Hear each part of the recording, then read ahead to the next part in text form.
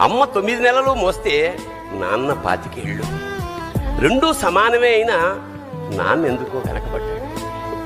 ఇంట్లో జీతం తీసుకోకుండా అమ్మ, తన జీతం అంతా ఇంటికే ఖర్చు పెడుతూ నాన్న, ఇద్దరి శ్రమ సమానమే అయినా అమ్మ కంటే నాన్న ఎందుకో వెనకబడ్డాడు.